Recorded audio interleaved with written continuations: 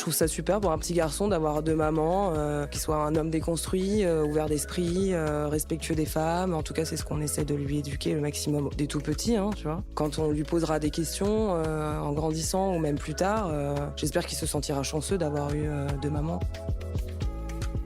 Aujourd'hui est un épisode un peu particulier. Pour le dernier épisode de la saison, j'avais envie de me livrer un peu plus à vous. Et à cette occasion, pour la première fois, je ne reçois pas une personnalité publique, je reçois une amie. Une amie que je connais depuis plus de 30 ans. On s'est rencontrés en CE1 à l'école Jean Moulin à Caen. On a traversé les années collège, les premiers amours, les premières bêtises aussi. On s'est vu devenir des femmes et s'il y a quelque chose que j'ai vraiment toujours admiré chez elle, c'est sa liberté.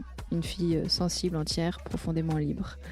Quand beaucoup cherchaient à rentrer dans des cases, entre guillemets, puisqu'elle n'aime pas ce mot, elle cherchait surtout à être elle-même. Alors quand j'ai créé Cœur de mère, je savais qu'un jour je l'inviterais, parce que son histoire de maternité est différente, pas moins belle, pas moins légitime, c'est la sienne. Aujourd'hui, elle est maman d'un petit garçon, elle est mariée à Jade, et ensemble, elles ont construit une famille qui n'existait dans aucun modèle lorsqu'on était enfant. Une famille qui a demandé du courage, des choix, des questionnements et de l'amour. Et j'avais envie qu'on parle de tout ça et de vous la présenter.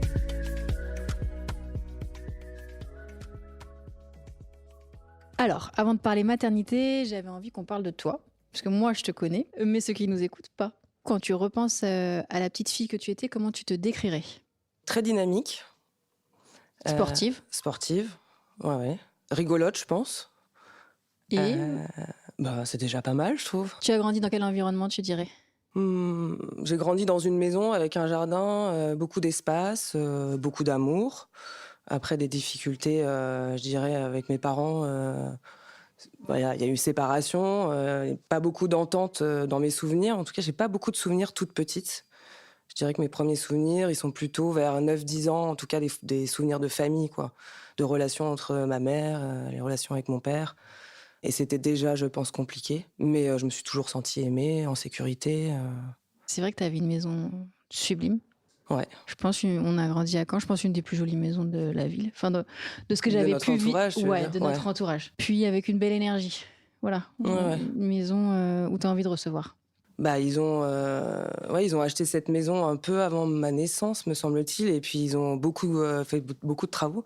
C'était un ancien corps de ferme, donc il y avait un joli potentiel, voilà.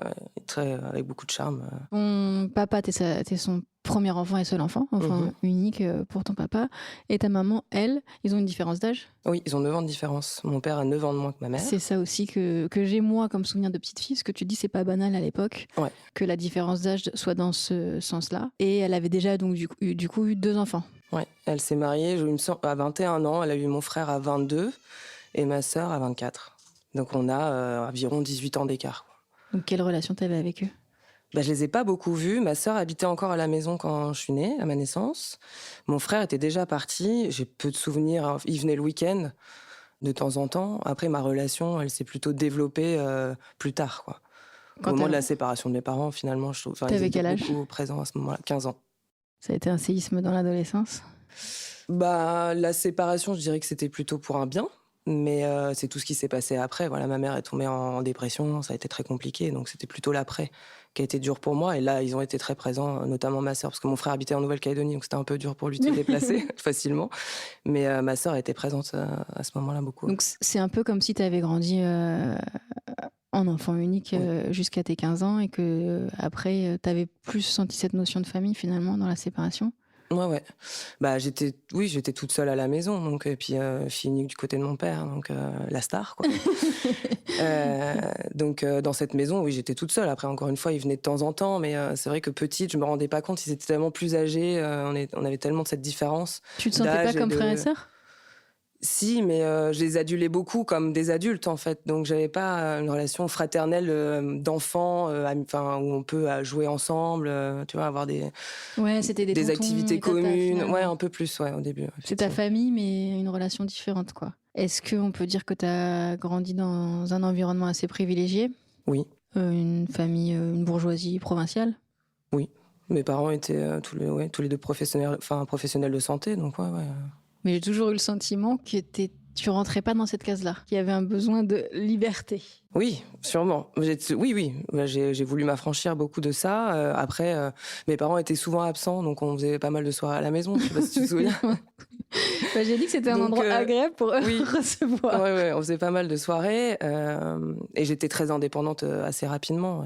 Parce qu'ils étaient pas là, donc... Ils te et faisaient puis, ils me confiance faisaient aussi. confiance, ils me laissaient la maison. Bon, alors évidemment pas à 10 ans, hein, mais très rapidement, je rentrais, tout était à pied, tu sais, toi-même tu sais, donc l'école, le collège, etc. Donc c'était facile, la pharmacie de ma mère était à côté du collège, donc je passais à la pharmacie, après je rentrais à la maison, enfin... Et tu te sentais différente des autres enfants?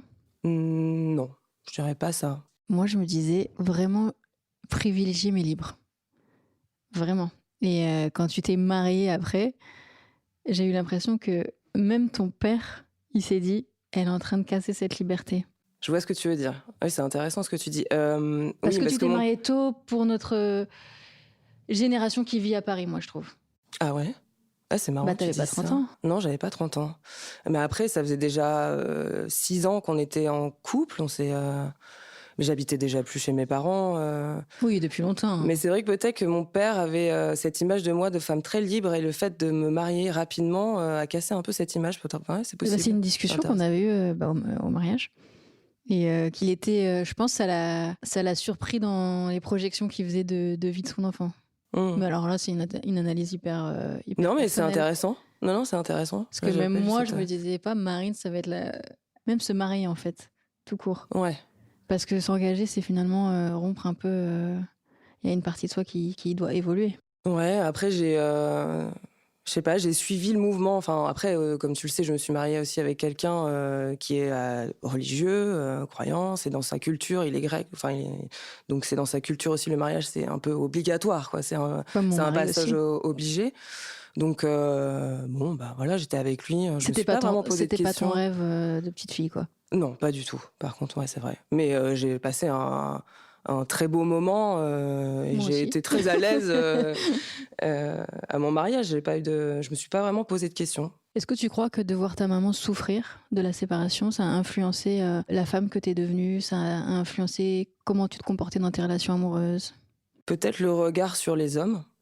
Enfin, c'est même pas peut-être, c'est certain. Après, j'ai généralisé ce qui était mon père, qui à l'époque était un peu le stéréotype quand même. Du beau gosse. Du beau gosse, voilà. Pas forcément très stable, comment je peux dire ça gentiment, émotionnellement. Peut-être pas assez mature en fait à ce moment-là. Pas assez mature, ouais. Bon, il l'est toujours pas vraiment. Mais donc possible. Ouais. Et peut-être que le mariage aussi était tu vois, en réponse à ça, peut-être que j'avais besoin à ce moment-là de me rassurer aussi et de me dire que voilà, j'étais en couple à ce moment-là avec quelqu'un de très bien, qui me respectait, qui était un homme gentil. Donc peut-être que ça m'a fait du bien aussi à ce moment-là. Et ça a peut-être tourné une page. En tout cas, ça m'a réconciliée avec les hommes, ça c'est sûr. Est-ce que tu pensais à la maternité à ce moment-là? On en a parlé. Je pense que c'était l'étape suivante, naturellement. Oui, lui, il le voulait beaucoup, assez vite après le mariage, même avant, je dirais que c'était déjà un sujet. Et je me sentais pas très à l'aise. Je savais que je voulais être mère, ça c'est sûr, dans ma vie. Enfin, j'avais pas de questions là-dessus. Mais je sais pas, avec lui, il y avait quelque chose qui matchait pas, quoi. Tu disais ça peut pas être avec lui. C'était pas évident que je savais que ça allait être un bon père, mais j'avais la sensation que si je le faisais avec mon meilleur ami. Que c'était pas un enfant issu de l'amour comme je l'imaginais. Quoi. Et est-ce que petite, tu t'es toujours projetée en étant mère? Alors petite, non. Après, comme mon frère et ma sœur sont plus grands, j'ai été très vite tata, c'est vrai.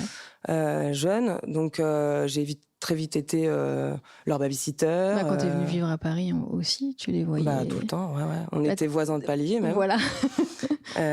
Donc je vivais dans le même immeuble que ma sœur, donc je m'en suis beaucoup occupée. Je les amenais à l'école, venais les chercher.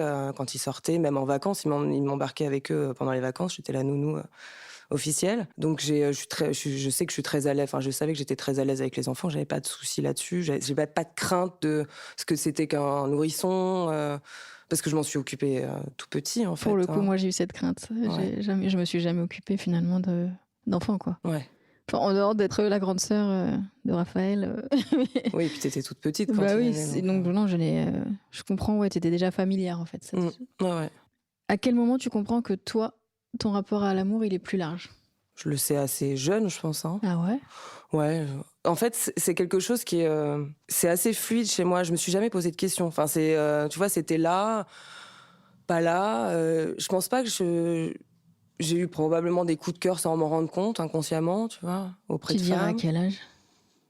J'ai toujours été assez fluide sur le sujet, tu vois, je me suis jamais vraiment posé de questions. Après, ça a été évident, évidemment, à la première fois où, j'ai eu un rapport, Et physique avec c'était une quand? femme et Parce là, que je me moi, suis j'ai dit: «Ah su oui, les choses en effectivement». décalage. Ouais. C'était juste avant de rencontrer, Solone, donc mon OK. ex-mari. Il le savait, je lui avais dit, donc là, je me suis pas mise dans une case, c'est pas ce que j'allais dire parce que je déteste, ça, enfin, ce mot, mais je me suis dit: «Bon, je suis probablement bi». Enfin, voilà. C'est OK, j'étais OK avec ça, je lui ai dit, il était OK, enfin, il y avait pas de sujet là-dessus. Après, je l'ai rencontré, on a fait notre vie, et puis, mais j'ai eu quand même quelques frustrations. J'ai eu des coups de cœur, Pendant le mariage. ouais, pendant notre relation, pas pendant le mariage. Et ça, tu lui partageais pas? Non, non. Mais tu sais, quand j'ai rencontré Solone, je suis partie très vite à Madrid. Mmh. Donc j'étais, seule, enfin on était ensemble Relation à évidemment, distance. mais c'était une relation à distance, on se voyait régulièrement, je venais souvent à Paris pour le boulot et lui il venait quand même souvent à Madrid, mais j'avais le temps de penser à tout ça. J'ai redécouvert T'avais The plus L d'espace Word, pour tu toi. vois? Ah Donc oui. la fameuse série, et puis Madrid, l'Espagne, c'est très ouvert à l'homosexualité, donc on va dans des bars, c'est pas du tout comme, à l'époque à Paris où il y avait les bars, lesbiens, les bars, gays et cetera. À Madrid, c'est fluide, c'est partout, donc évidemment, bah, bon, des petits regards par-ci, des petits regards par-là. J'ai vu que je pouvais, plaire beaucoup aux femmes aussi, donc j'ai pu jouer, mais voilà, en restant évidemment fidèle à Solone, tout ce temps.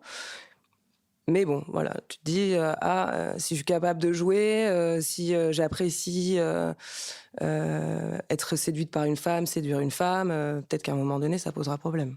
Et ça a posé problème. Qu'est-ce qui s'est passé? Bah, on s'est mariés, donc c'était super, et puis j'ai rencontré, une femme, donc elle, dite vraiment lesbienne, enfin, c'est-à-dire, à se revendiquer lesbienne, et ça m'a beaucoup perturbée, elle m'a beaucoup perturbée, elle a et puis bon, bah, là, après, c'est devenu une obsession, en fait. Cette femme est devenue une obsession et puis il y en a eu une autre. Puis là, je me suis dit: «En fait, c'est pas possible, faut que je lui en parle». Ça a été très dur au début. J'ai fini par lui raconter. Il a accepté. Il était prêt à accepter que de temps en temps, si ça m'arrive, quand j'en ai besoin, éventuellement, voilà, en discuter et cetera. Puis moi, ça me convenait pas. Je pouvais pas être et en couple, marié, éventuellement construire une famille et avoir, des relations, extraconjugales, et puis à chaque fois, j'avais la sensation de tomber amoureuse, en fait, de ces femmes. C'était tellement fort Tu l'aimais que plus lui, quoi. Comme un frère, en fait, ouais, finalement. c'était devenu assez fraternel. Mais lui, il voulait pas l'entendre et ce que je peux comprendre. Enfin, je respecte beaucoup. Ça a été très dur, ça a été très long pour lui d'accepter, pour moi de le dire et de dire qu'en fait c'est terminé et que c'était plus possible, quoi, que j'y arrivais plus. J'arrivais plus à me dédoubler comme ça, à penser, à quelqu'un d'autre, quotidiennement. C'était, pour moi, c'était pas possible, en fait. Ça a été un soulagement? Oui. Ça a été très dur, mais une fois que ça a été fait, c'était un soulagement. Et puis, il y a Jade. Il y a eu Jade, ouais. Après, il y a eu le coming out avec mes parents, ça a été un peu complexe, enfin, voilà. En tant que parent, il le ressentait pas? Mon père, il a pas du tout été surpris. Bon alors, pas du tout. Je pense que même au mariage, il était vraiment surpris que tu te maries, donc je pense qu'il savait aussi au fond de lui. Possible. On n'en a jamais reparlé. Quand je lui ai dit, il m'a dit: «OK, très bien». Ça peut être un sujet, en fait, quoi. Pas du tout. Il est passé très vite à autre chose et voilà. Ma mère, ça a été plus compliqué, puis en fait, ils l'ont appris d'une façon, en fait, c'est pas moi. Que j'ai pas eu le choix en fait de leur dire parce que en fait c'est le beau-père de mon ex-mari qui a envoyé un mail à ma mère Oui, c'est vrai. en Charmant. lui expliquant la situation. Donc j'ai même pas eu l'occasion, de leur parler en Le but, c'était direct, juste de faire du mal, en fait? je sais pas quel était le but. Vraiment, je sais pas. Je sais pas. En tout cas, ma mère a reçu ce mail, elle a pas compris. Je l'ai appelée tout de suite, j'ai dit: «Écoute maman, je prends le prochain train, je t'explique». Donc j'ai pris le train et puis je lui ai expliqué. Donc ça a été dur pour elle parce qu'elle, plus je pense, éloignée de tout ça, de ce que peut être, un couple de femmes, être amoureuse d'une femme, faire des enfants, enfin, en étant lesbienne ou gay, etc. Très ouverte d'esprit. Hein, C'est comme ça que la perçoit aussi. Il n'y a pas de sujet, mais ça a été très dur parce que je venais de me marier. Enfin, ça faisait 2 ans que je m'étais mariée. Elle adorait Solon. Enfin, on avait créé une famille ensemble, en fait. Enfin, vraiment, ma mère allait régulièrement en Grèce, même sans moi, aller voir les parents de Solon, etc. Donc, je pense qu'il y a eu ça. Il y a eu un vrai deuil pour elle à faire aussi de ma cette relation. famille, ouais. Et de ce qu'on avait construit, en fait, tous ensemble, finalement. Et puis de l'acceptation. Et puis des interrogations. Ma mère ou ma sœur, c'était tout de suite le stéréotype de « Ok, elle va nous ramener une camionneuse ». Enfin, c'est drôle, je le dis comme ça, mais je pense que réellement, c'était ça, en fait. Dans leur tête, il y avait... C'est une Ça pouvait pas générationnelle être... aussi. Ouais, bien sûr, bien sûr. Et puis, elles en connaissaient pas, en fait, vraiment. Tu vois, elles ont pas... autant dans ma famille... Enfin, j'ai des cousins, enfin, tu connais, j'ai un frère homo, et donc il y avait pas de question, mais un couple de femmes, elles en connaissaient pas. Ou alors peut-être vraiment dans ce côté très masculin. Mais en tout cas, c'était l'inconnu aussi, la peur de l'inconnu. Je pense la peur pour moi du regard de la société, etc. Alors que bon, mais alors que toi, t'as jamais eu peur jamais. du regard de quoi que ce soit. Ah, jamais, non, pour le coup. C'est pour ça, c'est ça quand je parle de liberté, c'est de très jeune faire ses propres choix. On a toujours eu la sensation que, en fait, très tôt, tu as compris que juste le plus important, c'était d'être sincère avec soi-même, d'être aligné. Et en fait, il restera ceux qui ont envie de rester et ceux qui me jugent, je les vois même pas, quoi. Ouais. Non, c'est vrai que j'ai toujours été un peu comme ça, ouais. En vrai, c'est quand même hyper rare, finalement, d'arriver à s'appliquer ça dès le plus jeune âge dans la vie. Et c'est juste la clé maîtresse pour être heureuse. Je veux dire, il n'y a pas d'autre... Et ça paraît facile quand on le dit comme ça, mais c'est pas si facile que ça. Non, c'est pas facile parce qu'il y a des gens qui sont pas OK avec ça aussi. Tu vois, cette espèce de nonchalance, enfin, ce qui peut paraître une nonchalance qui est en fait juste, oui, effectivement, je suis libre et en fait, mes choix sont mes choix et j'avance. Et puis, si t'es pas OK, on avance l'un à côté de l'autre et pas ensemble et puis on se retrouvera peut-être plus tard. Mais parfois, c'est dur, quoi. Enfin, la séparation avec Solon, par exemple, ça a été super dur de me dire il faut être aligné, il faut pas rendre... du divorce aussi, c'est ça qui est difficile, peut-être, de dire j'ai divorcé, faire accepter ça. Ouais, alors moi, pour le coup, le divorce... Non, pas toi, ouais. mais pour la famille, peut-être il y a ça. Outre le fait d'aimer une femme, il y a aussi le fait, je pense, en premier lieu, de se dire elle s'est mariée. Bon, c'est un peu un échec. Et je pense encore une fois que c'est générationnel. Parce qu'à l'époque, tu devais essayer de faire en sorte que ça marche, rester... Ouais. Et c'était aussi joli, hein, d'une autre manière. Non, mais... Oui, bien sûr. Non, mais j'aurais pu, hein, ça aurait été une belle histoire, mais c'est pas la mienne, en tout cas. Tu vois. Et donc, du coup, il y a cette séparation. Tu vis d'autres histoires d'amour avec des femmes cette fois-ci. Tu restes, du coup, convaincu que voilà, t'as pris la meilleure décision. Moi, je te vois souffrir aussi, quand même. Oui. Et puis, je te vois rencontrer Jade. Jade, ouais. Et là, c'était trop marrant, trop mignon. Parce que je revois des fêtes chez toi. Et on parlait que d'elle alors qu'elle n'était pas là, quoi. Ouais. Donc, je parlais que d'elle tout le temps, ouais, très vite.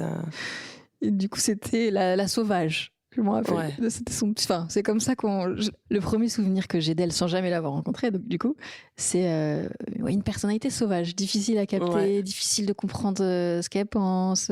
Assez fuyante. Je l'ai rencontrée au travail. On bossait dans la même boîte. Moi, je suis arrivée, elle travaillait déjà là-bas. Dans une école de mode. Ouais, à S-Mode. À l'époque, elle travaillait là-bas. Et le jour où j'ai fait le tour des départements, des bureaux pour me présenter, elle arrive en retard, capuche, lunettes de soleil. Star. Pas souriante du tout. Je me dis, mais c'est qui ça tu vois Et donc, j'étais très vite intriguée. Ah oui. Ouais. Quelqu'un de pas sympathique, c'est intriguant. Bah ouais, écoute. Ouais. Mais qui sait, parce que tout le monde disait Jade, elle est adorable et tout. Je me dis adorable, mais enfin bon là, elle parle à peine, voilà. Donc ça commence comme ça, et puis elle m'intrigue en fait. Donc je passe mon temps à aller voir les gens de la boîte pour avoir des réponses. Je la suis très vite sur Instagram. Enfin bon, bref, je commence fan, quoi. Ah ouais, complètement fan. Je la stalk, mais grave, quoi. Tu vois, je savais qui était sa mère avant même de lui parler. Et donc voilà, ça commence comme ça. Et puis un jour, elle passe dans le bureau et puis je lui dis, tu sais, j'ai une marque de pantalons, je fais une vente ce week-end dans la boutique de mes copines, si tu veux passer. Non, bon bref. Et voilà, elle est passée et puis après... Elle t'avait remarqué ? Oui. Mais je l'ai su après, moi. Ouais, elle faisait l'indifférente, quoi. Oui, pas tant que ça, je l'ai vu quand même. J'ai vu qu'elle me regardait un peu de loin. Elle est timide aussi. Ouais, elle est timide. Ouais. Elle Mais est c'est ça, en fait, elle est pas fuyante, elle est timide. Enfin, Et à quel moment tu comprends que cette histoire est différente? très vite. Donc elle continue à m'intriguer, on se voit, on discute beaucoup, et puis arrive le Covid, en fait.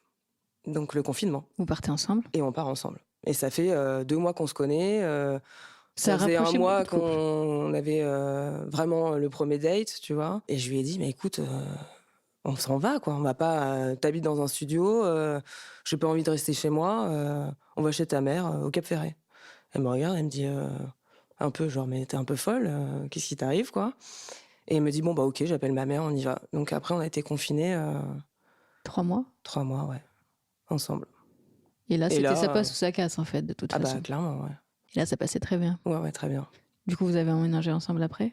Très vite, ouais. Et vous avez parlé à quel moment de construire une famille? Bah, pendant le confinement, tu vas me dire, tu vas super vite, qu'est-ce qui t'arrive? Non, Je peux alors pas je lui trop ai dire dit- ça personnellement vu mon Ouais. parcours.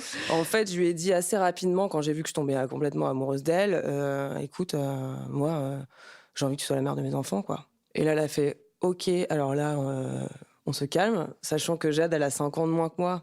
Et puis, d'avoir eu une relation pendant 9 ans, je pense que tu sais un peu plus ce que tu veux, là où tu veux aller. Elle n'a pas eu de relation très longue avant moi, donc elle s'est dit, on va y aller mollo. Moi, je savais pas non plus ce que c'était de vivre avec une femme, de faire tout ce que ça engendrait aussi en termes, enfin, tu vois, pour avoir un enfant, qu'est-ce qu'il fallait faire, quelles étaient les étapes. J'en savais rien, mais je savais que Mais j'allais avoir personne un sait enfant en avec fait, elle. en vrai. Moi, Bah, elle le savait, par contre, tu vois. Elle a toujours été en couple avec des femmes, donc elle s'était quand même renseignée. c'est quoi les étapes justement? Bah, à l'époque, la PMA, c'était que pour les couples hétérosexuels infertiles. Il y avait les discussions sur la loi ouverte aux couples de femmes et aux femmes seules. Donc c'était en discussion, je dirais même à ce moment-là, je le savais même pas. C'est elle qui m'apprend tout ça. Et ben moi, je savais pas, justement. Pour moi, c'était... Enfin, tu vois... Tu pensais que tu allais faire comment alors si tu voulais avoir un enfant avec Bah, elle? je savais pas, je me suis renseignée, j'en ai parlé avec des amis qui ont des amies lesbiennes, qui ont déjà eu des enfants, etc., qui m'ont dit, écoute, nous, on connaît une gynécologue qui aide les femmes à avoir des enfants, à faire des inséminations. Par contre, c'est un peu hors la loi, quoi. Mais elle le fait quand même, elle le fait souvent, elle le fait Et elle a le régulièrement, droit. etc. Pas vraiment le droit, quoi. C'est un peu à côté, c'est dit sans être dit. Bon, voilà, elle s'est jamais fait toquer, donc je pense que c'était Il y a une forme de OK. tolérance quoi. Ouais. Mais à ce moment-là, donc, me donne le numéro de la gynéco. Jade me dit, écoute, la loi n'étant pas passée, et puis si elle passe demain, ce sont des donneurs anonymes.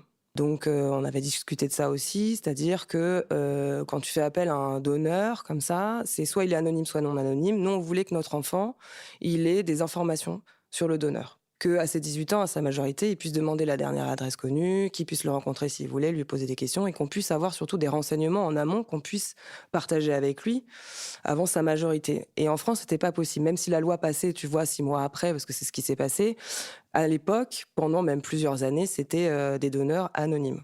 Donc en 2013, il y a la loi Taubira, ça ouvre le mariage et l'adoption aux couples de même sexe. Ouais. Donc ça veut dire que si vous vous mariez, après, il y a adoption. Oui. Ça veut dire que celle qui porte l'enfant, c'est son enfant, Oui, mais qu'après, il Par faut naissance, obligatoirement être marié en amont, Oui. puis tout à fait. Bah, c'est ce qu'on a fait, en fait, nous. attendre pour que ta conjointe puisse adopter, enfin ta C'est ça. femme. Et du coup, ça a pris combien de temps ça? Alors, insémination 2021, la première au mois de mai, la deuxième au mois de juin qui fonctionne. Donc juste avant que la loi justement passe et soit ouverte aux couples de femmes et aux femmes seules. Et insémination. Et ensuite, il faut attendre les 6 mois de l'enfant pour envoyer le dossier d'adoption. Parce qu'il faut pouvoir prouver que la deuxième maman est dans la vie de l'enfant, en fait. Des preuves, quoi. Il faut des preuves. Il faut des preuves. Nous, ce qu'on a fait, c'est à la naissance, c'est Jade qui a déclaré à l'état civil la naissance. C'était important. On avait une lettre de la sage-femme qui disait qu'elle était là, elle présente. Elle peut Ouais. déclarer l'enfant? Nous, c'est ce qu'on nous a conseillé de faire. Parce que c'est déjà une première preuve, finalement, le C'est fait une qu'elle le première fasse. preuve. Il y a une lettre de la sage-femme qui prouve que Jade était là au moment de la naissance. Ça appuie le dossier. Il y a des témoignages. Il faut des lettres de témoignages de notre entourage qui prouvent que nous sommes ensemble depuis X temps, nous sommes bien amoureuses, que nous sommes en capacité d'élever un enfant ensemble.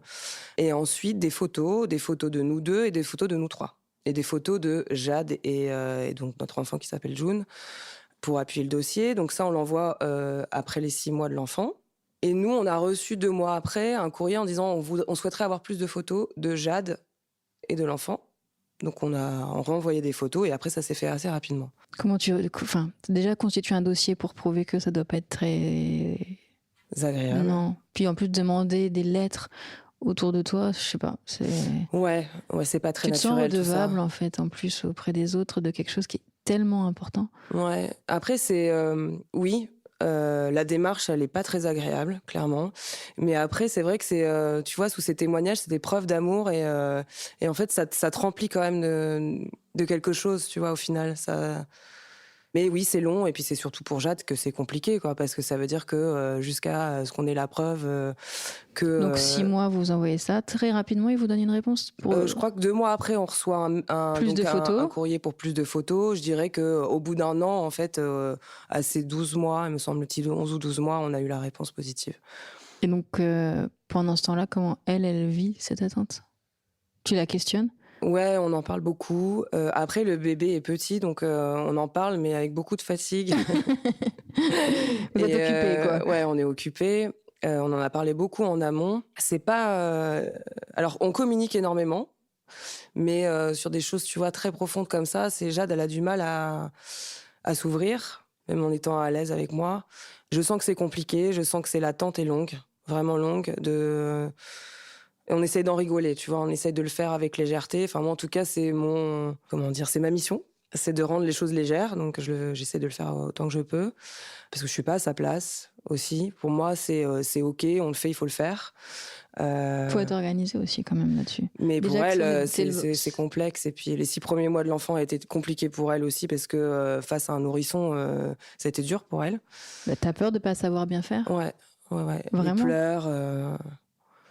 Enfin, la gestion des émotions, de la fatigue et tout ça a été très intense. En fait, je dirais avant d'avoir un échange, quoi. Tu vois, ne serait-ce qu'un regard, un sourire, une interaction, en fait. Ouais, c'est ça, c'est après 6 mois qu'il y a quelque chose qui... au début, t'as vraiment l'impression qu'en fait, le bébé, c'est un peu le prolongement d'être dans ton ventre, quoi. Ouais. Vraiment, moi, Donc, je dirais qu'elle était dans l'attente de la réponse, enfin, tu vois, de pouvoir envoyer le dossier. Et en même temps, c'était les 6 mois, je pense, les plus longs de sa vie, tu vois, d'être un peu perdu avec tout ça. Quand tu le portes, je pense que c'est plus facile parce que c'est un peu, c'est corporel, tu vois. Il y a un truc, bon, il pleure, mais tu le prends tout de suite. En vrai, quand tu le portes, t'as déjà peur pour ton enfant dans ton ventre, en fait. Ouais. Dès lors que tu le sens bouger, je trouve que c'est là que tu prends conscience de la responsabilité. Ouais. Et d'ailleurs, comment toi, t'as dit, je veux un enfant, je veux que tu sois sa maman, mais comment on se dit, c'est moi qui vais le porter? Bah là, c'était évident parce que Jade, elle souhaite pas elle a jamais souhaité porter. Mais elle voulait être maman. Mais elle voulait être maman. Donc, elle savait en fait déjà que de toute façon, il fallait qu'elle adopte. Donc, je pense qu'elle était quand même préparée à ça, d'une certaine façon. Et puis, j'étais plus âgée. Enfin, je suis plus âgée. Donc, en fait, dans la logique, enfin, entre guillemets, hein, elle aurait pu vouloir porter, il n'y aurait pas eu de problème. Mais moi, j'avais pas envie de le porter trop tard non plus. Donc, puis moi, j'avais une réelle envie de porter un enfant. Donc, Et elle, pourquoi elle n'avait pas envie de porter? Elle n'a jamais vu. Jamais. C'est marrant. Alors, de me voir enceinte, elle s'est posé quelques questions. Elle s'est dit, c'est quand même beau. Enfin, tu vois, t'es rayonnante. J'aimerais bien vivre ça. Et puis, alors, ça s'est vite arrêté à la naissance. Et puis, on n'en a jamais vraiment. Enfin, on en discute d'avoir un deuxième, mais de toute façon, ça sera jamais. Enfin, elle ne portera pas, quoi. C'est marrant. Ouais, elle ressent pas le besoin de vivre ça. Alors que moi, dans mon schéma idéal, je m'étais dit, bon, je porte le premier, tu portes le deuxième, ça équilibre. Voilà. Mais en fait, l'équilibre, déjà, on l'a à 3. On ressent pas le besoin d'avoir un deuxième enfant. Moi, c'est plus l'envie de retomber enceinte. T'as aimé être enceinte? Ouais, j'ai adoré être enceinte. Pourquoi? Je sais pas, j'ai adoré ça. Je me suis sentie super bien. Non, mais vraiment, moi, je trouve que quand je reçois les filles ici, notamment je pense à cet épisode avec Chloé, il y a toute une histoire de faire le deuil de ne plus être enceinte. De ne plus jamais être enceinte. Le moment où tu dis, ça y est, j'arrête. Ouais. Et je m'étais pas posé cette question avant qu'on la reçoive. Elle explique elle a eu 3 enfants, mais le troisième, ça a été une négociation avec son mari. Ok. Et parce qu'elle, dans sa tête, elle pouvait pas se résigner à plus être enceinte et plus avoir un nourrisson. Et c'était pas possible, quoi. Ah ouais, ça t'a pas fait ça, toi? Moi, j'ai accouché, Si, de se dire c'est plus dans le ventre, ça c'est très perturbant. ouais, et je voulais tout de suite retomber enceinte. Ah non. Là, je me suis dit, je pourrais enchaîner. C'était bizarre, tu vois. J'avais de nouveau ce besoin. Alors, c'était probablement en fait ce bébé que je voulais retrouver dans mon ventre, tu vois. Ça, moi, c'est parce que j'ai bien aimé Je me pense dire que que ça tu le s'est protèges. confondu. Et il est qu'à toi, il n'y a pas tout le monde qui est en train de vouloir y toucher. Ouais, Au tout début. ouais, je comprends. Parce que tout d'un coup, tu sais vraiment la meilleure manière qu'on a de protéger son enfant, c'est quand il est dans le ventre, quoi, et qu'il fait tout avec nous toute la journée. Ça m'a, comme en plus j'ai accouché avant, je me suis dit waouh, j'ai pas pu faire Ouais. faire le deuil de ça. J'avais envie d'encore dire des choses quand on était rien que toutes les deux, etc.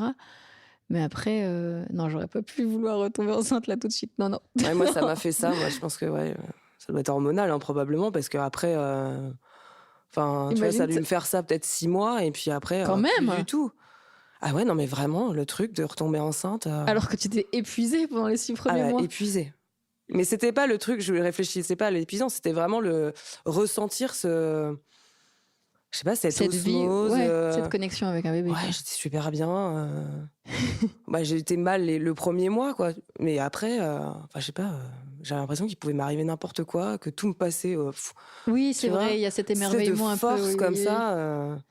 Et puis de le sentir, tu vois, c'est quand même assez Et du coup, vous exceptionnel. êtes allé au Danemark? On n'est pas allé au Danemark. Nous, on a trouvé cette fameuse gynéco. À la gynéco, ouais. Qui a fait venir le Danemark à vous, alors? Oui, c'est ça.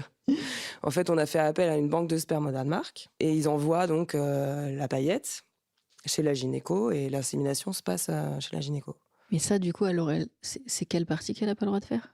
Bah ça. En fait, à l'époque, elle n'a pas du tout le droit de faire ça. En fait, elle peut le faire à des couples, encore une fois, hétéros, infertiles. Ah voilà, j'avais demandé comment ça Mais vient. donc, du coup, elle a le droit de recevoir, tu vois, des paillettes, elle fait des fives, etc. Donc, il n'y a pas de souci. Mais nous, l'hallucination, c'est la première fois on va là-bas. On est dans l'inconnu total.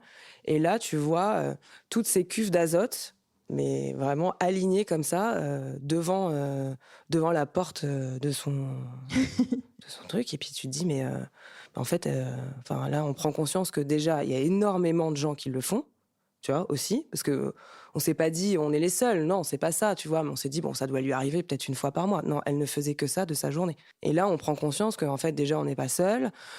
Alors ça veut pas dire que c'est tout, tu vois, que pour des couples de femmes, c'est pas ça, mais ça veut dire que y a beaucoup de gens qui ont des problèmes de fertilité, qui ont besoin, qui ont un besoin et qui font appel à cette gynéco pour des inséminations régulièrement. Et là, c'est un choc. Mais après, tout de suite en confiance, parce que elle, comme elle fait ça tout le temps, si tu veux, elle est hyper à l'aise avec le sujet, elle explique très vite comment ça va se passer. Donc on se sent hyper à l'aise, elle nous dit voilà, c'est comme ça, vous allez faire des prises de sang tous les 2 jours. Un jour, je vais vous appeler, je vais vous dire c'est aujourd'hui. Ah ok, c'est comme ça que ça se passe. Bon, très bien. Et c'est comme ça que ça se passe, quoi. Tu fais des prises de sang tous les 2 jours, et puis le midi, elle reçoit les résultats, elle te dit on se voit ce soir, 19h. Ok. Et puis c'est parti, quoi. Et moi, j'ai su ça longtemps après. Ouais, alors en fait, comme le parcours peut être long, on a gardé ça pour nous. Il y avait très peu de gens, des gens qui ont soit déjà eu ces problématiques-là, tu vois, parce que tu te retrouves, tu discutes, etc. Mais c'est vrai qu'on avait aussi des témoignages de gens qui disaient, nous, on a mis 3 ans, nous, ça a mis 6 mois. Donc, bon, je me suis dit, ok, la première fois, ça n'a pas fonctionné en plus, tu vois. Et ça tu l'as vécu comment? En fait, on le savait parce qu'il y avait ce truc de stress, c'était au mois de mai, il y avait tous les ponts, j'ai pas pu faire la prise de sang à temps. Je sentais que c'était à ce moment-là, tu vois, au lieu de faire, je sais pas, la prise de sang, je te dirais une bêtise, le jeudi, j'ai dû la faire le vendredi. Et en fait, j'ai senti que c'était le jeudi. Tu vois, je sais pas comment t'expliquer. Alors que c'était sûrement pas, tu vois, ça se trouve, c'est pas ça se trouve, c'est le stress, ça se trouve, c'est comme c'est la première fois. C'était pas le moment, j'en sais rien, tu vois, il peut se passer 1000 choses, mais je le sentais, quoi. Donc j'ai pas, et puis encore une fois, comme j'ai eu des témoignages des gens qui disaient en fait nous ça au bout de la 6e fois, je me suis dit bon, on va pas non plus s'enflammer, c'est possible que ça fonctionne pas. Donc il y a cette insémination, après comment tu sais que ça a pas marché? Tu fais un test. Au bout de combien de temps? Je dirais que c'est plutôt la prise de sang au bout de 15 jours qui te dit vraiment, tu vois. Okay. Voilà, voit tes après hormones. tu vois les cycles, tu te dis bon j'ai pas mes règles, je devrais les avoir, j'ai 3 jours de retard, je vais peut-être faire un test, mais c'est vraiment au moment de la prise de sang que tu sais. Et la deuxième fois, ce qui est drôle, c'est qu'on pensait pas du tout que ça allait fonctionner parce que en fait, elle ouvre la cuve, elle sort la paillette, elle est déjà décongelée. Bon, elle dit, on va quand même essayer, t'es là, voilà, c'est le pic, là, il faut y aller. Mais on la sentait pas à l'aise, quoi, tu vois. Elle était un peu énervée. Comment ça se fait que c'est déjà décongelé, nanana. Enfin bon, bref, elle pestait.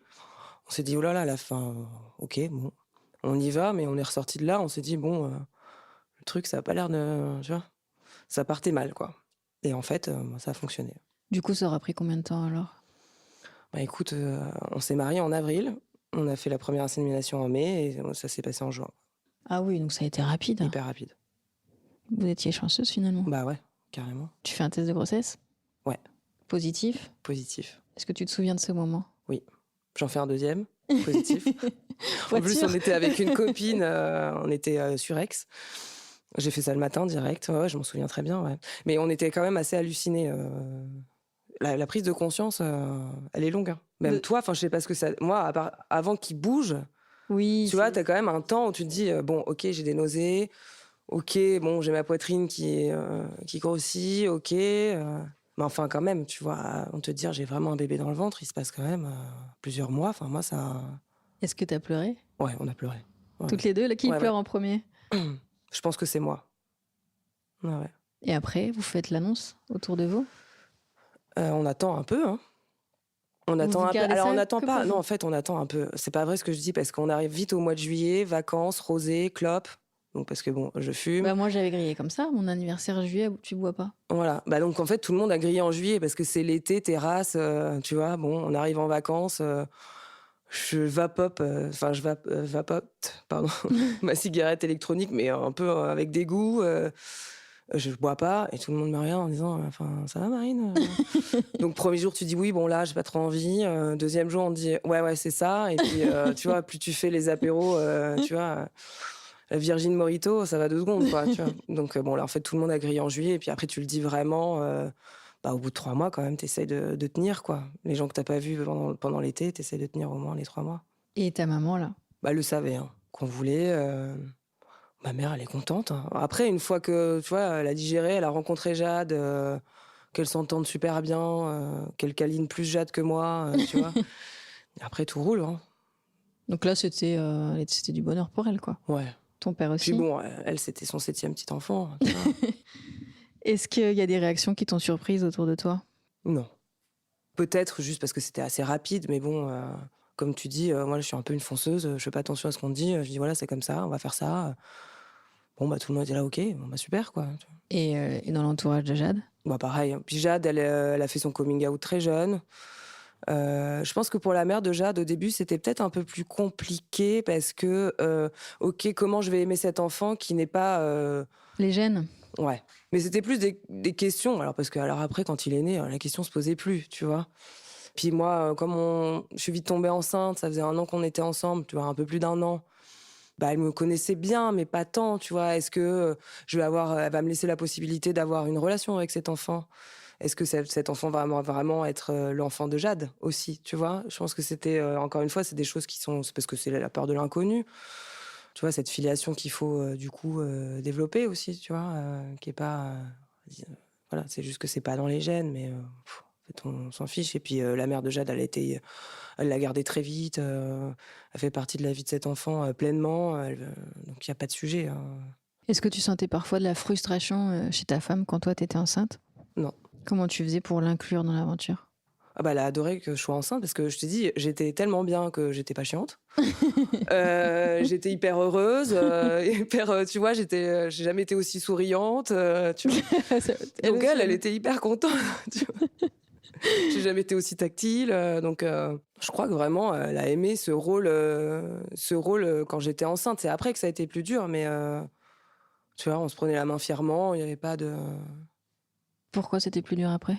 Bah, je te dis, Les les 6 6 premiers mois? mois, ouais, ça a été dur. La difficulté de s'en occuper de manière instinctive, naturelle? Ouais, mais je pense que c'est dur pour le deuxième parent, quand c'est ton premier, tu sais pas trop, Bah, parce que c'est moins, ouais, c'est moins instinctif, c'est moins naturel, je dirais. Bon, après, En fait, quand il y a eu quand ton petit garçon a commencé à pouvoir communiquer, il y a quelque chose d'autre qui s'est joué, non? ouais. Et puis elle a tout de suite parlé. Alors très vite, moi, elle me disait, il faut qu'on lui parle qu'on a fait appel à un donneur, qu'il a été adopté, qu'il a 2 mamans et tout ça, mais très, très vite, hein. Et je lui ai dit, moi, j'y arrivais pas, tu vois? Parce que moi, j'avais l'impression, il me regardait genre avec un air, avec un petit Pourquoi sourire, il a genre, quel âge?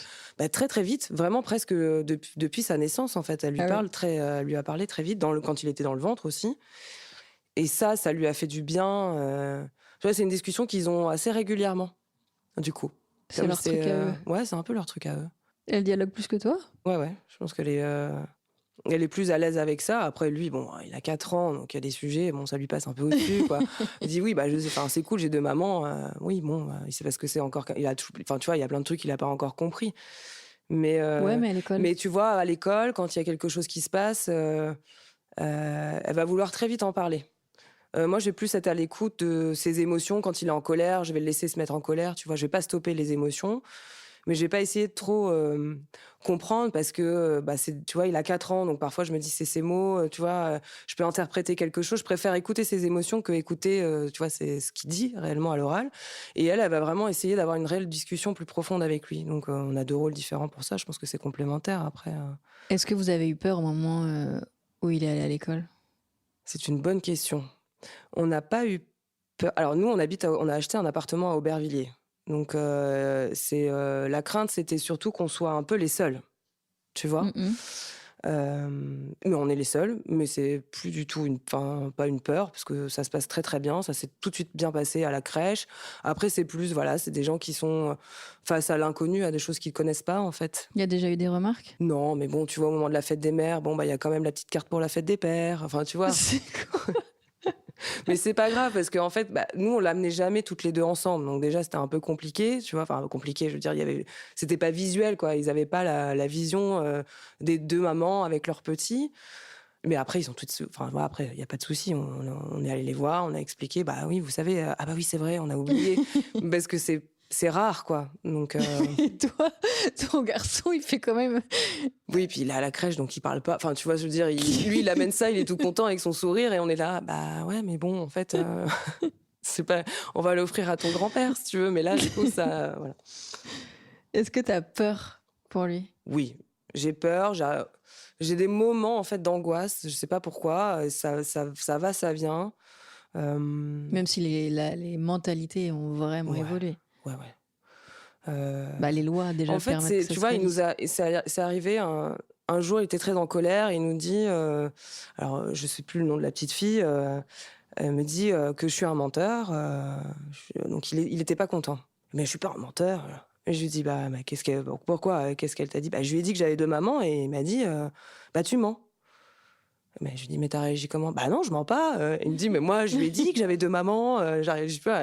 Bon, je pense qu'il était un peu en bout sur le sujet, puis au bout d'un moment, il s'est mis en colère, quoi. Il le fait très bien tout seul, en fait. Je me suis surtout rendu compte de ça, qu'on s'est dit avec Jade, que s'il fallait sensibiliser les parents ou les enfants, on viendrait plus souvent. Après, bon, c'est pas à nous de le faire, tu vois? Vraiment, on en parle beaucoup avec la maîtresse. Heu, Puis nous, à l'école, il y a une maman qui a fait des enfants toute seule aussi, qui a fait le choix de faire des enfants toute seule, donc il y a pas de papa, voilà, c'est une maman seule. Donc, je pense qu'ils se posent des questions entre enfants, mais encore une fois, c'est parce qu'ils connaissent pas. Depuis C'est que l'inconnu, quoi. depuis que tu es maman, qu'est-ce que tu dirais qui a changé chez toi? Ou le plus changé? Tout ce qui compte, c'est lui, quoi, tu vois? Enfin, ma famille, en fait, c'est la famille que je construis, je crois que je me pensais vraiment pas patiente avant. C'était ma crainte, c'était vraiment la crainte entre Jade et moi en me disant: «Mais toi, tu vas vite, tu vas perdre patience et tout», et en fait, il s'avérait que c'est moi la plus patiente des 2. Je pense que J'ai tous une les parents se patience avec découvrent de la lui, patience. enfin illimitée, quoi. Et tout le monde me dit, mais vraiment quand on me voit avec lui, il me dit: Mais attends, mais comment tu fais?» Enfin, tu vois, pour pas craquer, pour, être là, bon, attendre que ça passe et tout, Bon, je dis pas que je perds pas patience, hein, de temps en temps, mais, je dirais oui, essentiellement, ma patience. Quand tu regardes le chemin parcouru, depuis notre enfance à Caen, qu'est-ce que tu ressens? Est-ce que la petite fille, que tu étais serait fière, de celle que tu es aujourd'hui? Ah ouais, je pense, ouais. Enfin, moi, je pense aussi, hein. Ouais, ouais. Ouais, d'assumer, Je de pense lui pas qu'elle aurait dire. pu deviner tout ce parcours de vie.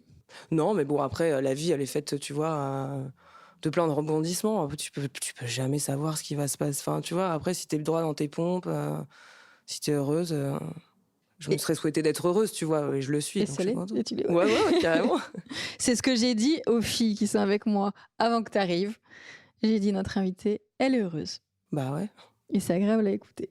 Parce que, par rapport, aux autres, invités qu'on a reçus, précédemment, c'était des femmes qui sont habituées à l'exercice, Ouais.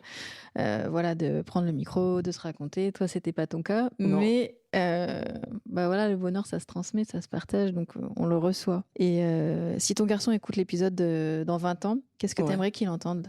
Bah, qui peut être fier de ses mamans parce que, elles ont fait les bons choix au bon moment. Il faut enfin, voilà, il faut être heureux, et qu'on sera toujours là pour, écouter, ce qu'il a, enfin, voilà, ses questionnements sur la vie.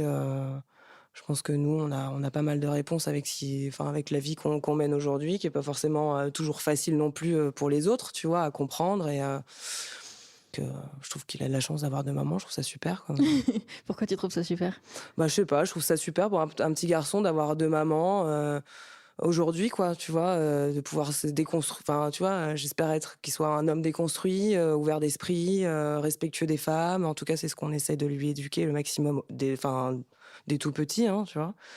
Après, ça veut pas dire que le reste est pas bien, hein, pas du tout, tu vois? C'est pas ça que je dis, mais voilà, quand on lui posera des questions, en grandissant ou même plus tard, j'espère qu'il se sentira chanceux d'avoir eu, 2 mamans, D'avoir été désirée ouais, et de maman qui s'aime très fort. bah, ouais, carrément. En tout cas, merci Bah, Marine. merci à toi de m'avoir invitée, c'était chouette, c'était cool. C'était avec toi qu'on clôture, Cœur de mère. Je trouve que ton histoire de vie, de toute façon, de manière générale, et cette maternité, elle méritait d'être racontée. Je sais que pour toi, c'était pas forcément évident. Merci d'avoir, dit oui et puis on fait aussi, un gros bisou, enfin des gros bisous, à ta femme. Bah, ouais.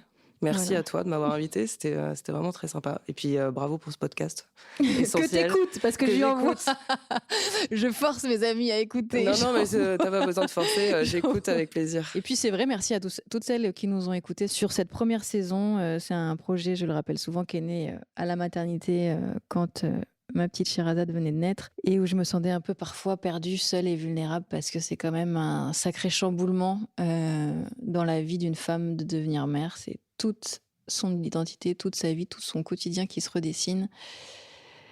Et quand on est un peu angoissé par nature comme je le suis, voilà, la tête s'arrête plus de penser et de tourner. Après, on comprend que ça sera pour toujours comme ça, mais pour la plus belle raison qui soit, quoi. Ah ouais, carrément, Voilà. ça vaut le coup. Donc, bonnes vacances à toutes nos mamans.